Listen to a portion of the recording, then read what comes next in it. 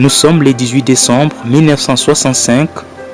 Frère Branham et sa famille embarquent pour un long voyage vers Jeffersonville où ils comptent passer leurs vacances de Noël. Frère Branham conduisait cette Ford Station Wagon. À l'intérieur, son épouse Meda et 2 enfants, Sarah et Joseph. Tandis que Billy Paul, lui, était à bord de cette Chevrolet avec sa femme et ses 2 garçons. 6 heures pile, départ de Tucson, direction Jeffersonville, Indiana. Un long voyage dont ils n'arriveront jamais à destination.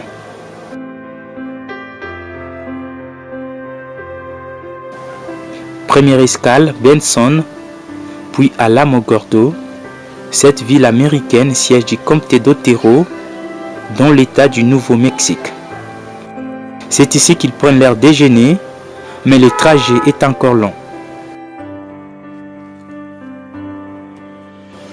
Avant les tombées de la nuit, ils atteignent Clovis, toujours dans l'état du Nouveau-Mexique.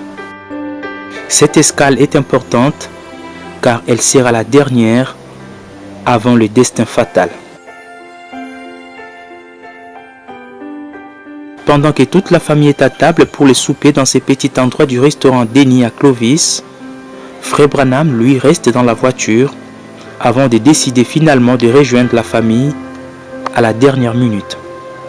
Et cette fois-là, il les prendra juste qu'un petit plat, très léger, et ce sera le dernier repas de Frère Branham. Au sortir du resto, Frère Branham ordonne à son fils cadet Joseph de monter dans la voiture de Billy Paul. William Branham et sa famille quittent Clovis et reprennent leur chemin. Il est 19h, la nuit vient de tomber sur Texas. Le convoi des Frères Branham est environ à 128 km de la ville d'Amarillo. Billy Paul devant et Frère Branham derrière. Quand tout à coup Billy aperçut une voiture avec juste un seul phare allumé, donnant l'impression d'une motocyclette qui venait devant lui, roulant à contresens. À peine qu'il esquive de justesse, subitement un grand fracas. C'est la collision. L'inévitable est arrivé. Une vieille Chevrolet modèle 1961, conduite par un jeune garçon ivre d'environ 17 ans, vient de percuter la voiture du prophète. L'accident est grave. Frère Branham se retrouve entre la vie et la mort, sa tête qui passe au travers du pare-brise, son bras gauche et son coude coincés dans la portière et sa jambe enroulée autour de l'arche du volant.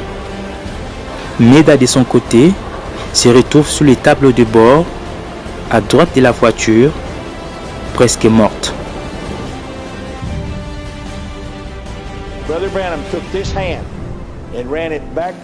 Je sais qu'il a bougé sa main droite et l'a posée sur elle. Et il a dit, Seigneur, ne laisse pas maman mourir.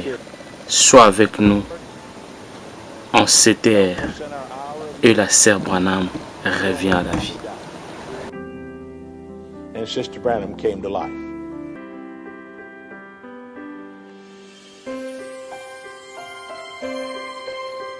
Donc Frère Branham, le bras et le pied de Frère Branham étaient entrés dans le volant. Mais Meda était morte sur place. Alors quand Billy Paul est venu, il a dit à papa, papa, mamie est partie. Alors Frère Branham a dit à Billy Paul, prends sa main, mets ça dans ma main. Billy Paul a fait toutes ces manœuvres-là jusqu'à mettre la main de Meda dans la main de Frère Branham. Et Frère Branham a prié et dit, Seigneur, garde maman avec nous, notre Seigneur Jésus. Amen. Et on a ramené Meda à l'hôpital.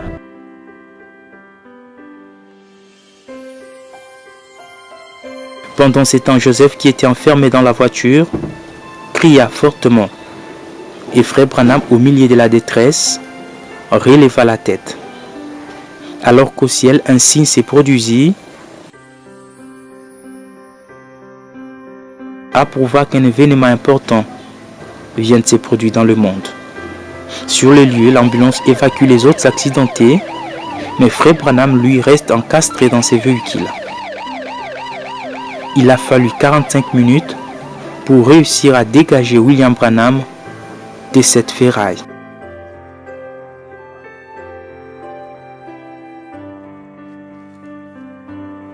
Une fois fait, on l'a transporté d'urgence dans la salle des soins intensifs de l'hôpital de Frayona. Vu la gravité de son état, il fut transféré à l'hôpital d'Amarillo, situé à 15 km d'ici. Il passera près d'une semaine dans cet hôpital où les médecins ont tout fait pour essayer de sauver sa vie. Pendant ces moments sombres, les chrétiens se sont réunis à travers le monde pour intercéder et prier pour Frère Branham, alors que beaucoup d'autres ont fait les déplacements.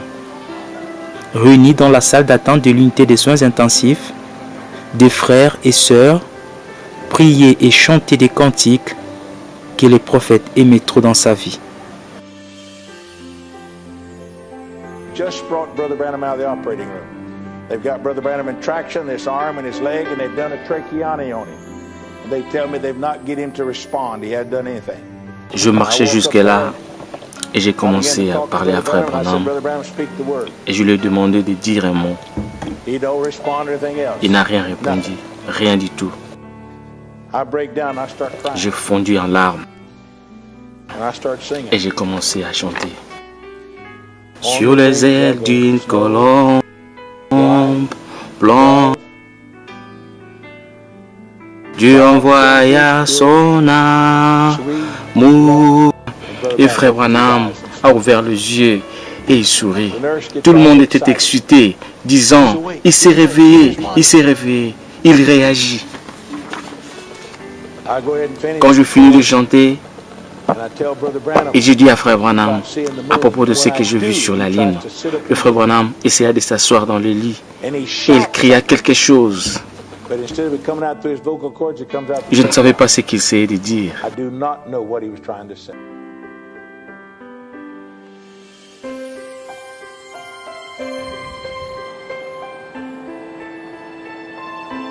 Nous sommes au soir du vendredi 24 décembre. Le moment est triste. Un docteur radiologue cherche à voir Billy Paul.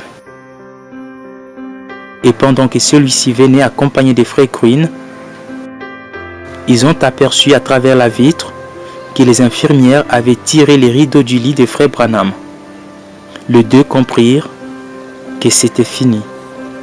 Dieu venait de retirer son prophète de la terre. Le docteur informa Billy Paul que son père avait rendu l'âme depuis 16h49.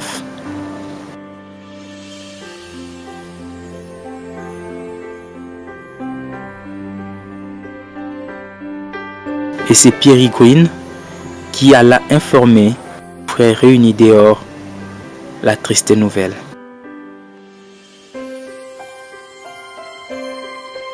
Le soleil venait à peine de se coucher dans le ciel de l'ouest et un signe extraordinaire s'est produit. L'étoile du soir, la lune et le soleil brillaient presque de la même façon. Les trois corps célestes étaient si près l'un de l'autre.